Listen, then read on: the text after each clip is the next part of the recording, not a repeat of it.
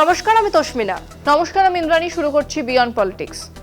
Epstein ফাইলে কাদের নাম? কেন মোদিজির মাথায় ঘাম? ফুটবল বিশ্বকাপ আসছে 2026-এ। হ্যাঁ, আসছে তো। তুই কি এক্সাইটেড?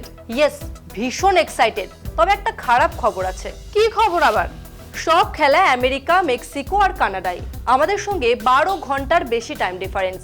মাঝরাতে সব খেলা দেখতে হবে, রোজ রাত জেগে খেলা দেখে সকালে আবার অফিসে আসতে হবে। ভাবো তো। এটা একটা বড় সমস্যা বটে, খুবই স্যাড। আমেরিকা আমাদের এখান থেকে কেন যে এত দূরে, ভালো লাগে না। আমেরিকা দূরে কোথায় রে? আমেরিকা তো এখন দিল্লিতে এসে পড়েছে। আমেরিকা দিল্লিতে এসে পড়েছে মানে? জেফ্রি এডওয়ার্ড এপস্টিন আমেরিকার কুখ্যাত যৌন অপরাধী, মানব পাচারের মতো অপরাধের সঙ্গে যুক্ত ছিলেন। সেই এপস্টিন মামলার ফাইল প্রকাশ্যে এসেছে। তারপর কি হয়েছে? গোটা দুনিয়া তোলপাড় হয়ে গেছে। এপস্টিন ফাইলে বিশ্বের তাবড় তাবড় নেতা থেকে ক্ষমতাশালী লোকেদের নাম এসেছে, আর তাতেই ঝড় উঠেছে। কিন্তু কাদের কাদের নাম এসেছে? প্রেসিডেন্ট ডোনাল্ড ট্রাম্পের নাম তো এসেছে বটেই, এছাড়াও প্রাক্তন মার্কিন প্রেসিডেন্ট বিল ক্লিন্টন, বামপন্থী ভাষাবিদ Noam Chomsky, Bill Gates, Elon Musk, আরো অনেকের নাম এসেছে। তুমি আমাকে একটু ডিটেলসে বলো তো যে এখনো পর্যন্ত কি তথ্য এসেছে। তুই এই খবরটা দেখ, সবটাই জেনে যাবি।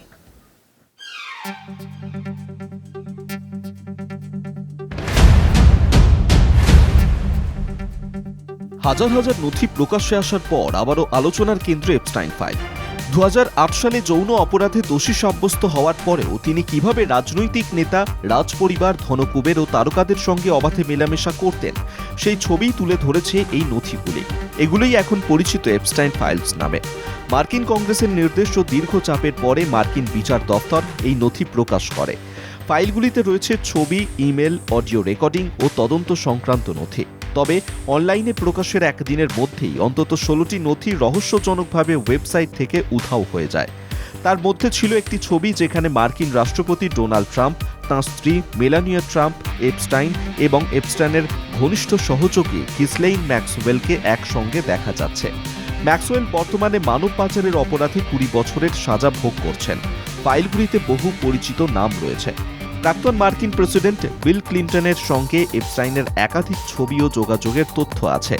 ব্রিটিশ রাজপরিবারের প্রিন্স অ্যান্ড্রু, ব্যবসায়ী Richard Branson, Elon Musk, Bill Gates, অভিনেতা কেভিন স্পেসি, সঙ্গীত শিল্পী Michael Jackson, Mick Jagger, Naomi Campbell সহ রাজনীতি, বিনোদন ও কর্পোরেট দুনিয়ার বহু ব্যক্তির নাম উঠে এসেছে। তবে নথিতে কারো নাম থাকলেই তিনি অপরাধের সঙ্গে যুক্ত ছিলেন তা প্রমাণ হয় না। কলকাতা টিভি। তুমি যে বললে দিল্লিতে এসে পড়েছে আমেরিকার আজ। এসে তো সেই সংসদ পর্যন্ত এসেছে এপস্টিন ফাইলের প্রসঙ্গ। সংসদে এসে পড়েছে, কিন্তু কিভাবে? বন্দে মাতরম নিয়ে যখন সংসদে আলোচনা হচ্ছিল, তখন কংগ্রেস সাংসদ প্রিয়াঙ্কা গান্ধী বলেন, সরকারের উচিত এপস্টিন ফাইলে কোন কোন মন্ত্রী বা প্রভাবশালীর নাম এসেছে তা খোলাখুলি বলা। সরকার বলেছে? না, স্পিকার ওম বিড়লা প্রিয়াঙ্কা গান্ধীকে থামিয়ে দিয়ে বলেন, বন্দে মাতরম নিয়েই শুধু কথা বলতে হবে। ভারতের কোনো প্রভাবশালীর নাম এসেছে নাকি? এসেছে। সংবাদ মাধ্যম ড্রপসাইট নিউজ দাবি করেছে, এপস্টিন ফাইলে কেন্দ্রীয় মন্ত্রী হরদীপ সিং পুরীর নাম এসেছে। বাপরে, বলছো কি? তা না হলে আর বলছি কি, মহারাষ্ট্রের প্রাক্তন মুখ্যমন্ত্রী পৃথ্বীরাজ চৌহানও এই বিষয়ে সরব হয়েছেন। কি বলছো তুমি? আমার মাথা এবার ঘুরছে। মাথা ঘোরারই কথা, তুই এই খবরটা দেখ।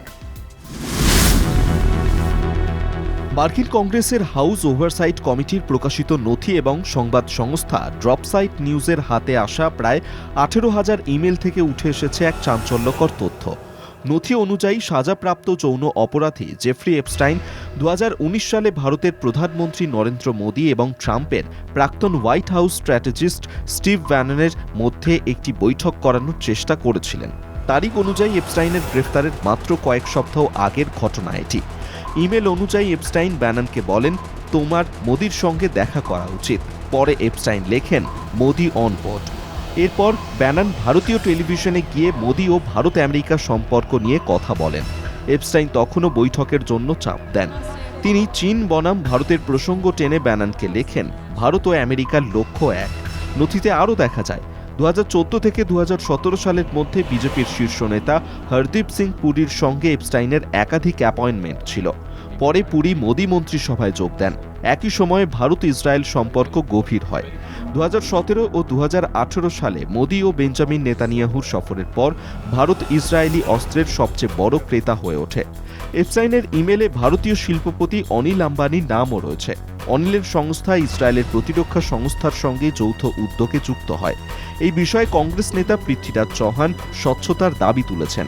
তার প্রশ্ন, যদি ডোনাল্ড ট্রাম্পের ঘনিষ্ঠ কেউ এপস্টাইনের মাধ্যমে মোদির সঙ্গে যোগাযোগ করতে চান তবে সরকারকে এর ব্যাখ্যা দিতেই হবে। এপস্টাইন 2019 সালে নিউ ইয়র্কের জেলে মারা যান। তার মৃত্যুর কয়েক সপ্তাহ পরে মোদি ও ট্রাম্প হিউস্টনের হাউডি মোদি অনুষ্ঠানে একসঙ্গে মঞ্চে ওঠেন, যদিও সরকার এখনো এপস্টাইন বিতর্ক নিয়ে কোনো মন্তব্য করেনি। কলকাতা টিভি। এ তো অনেক বড় ইস্যু গো। হ্যাঁ, বড় ইস্যু তো বটেই।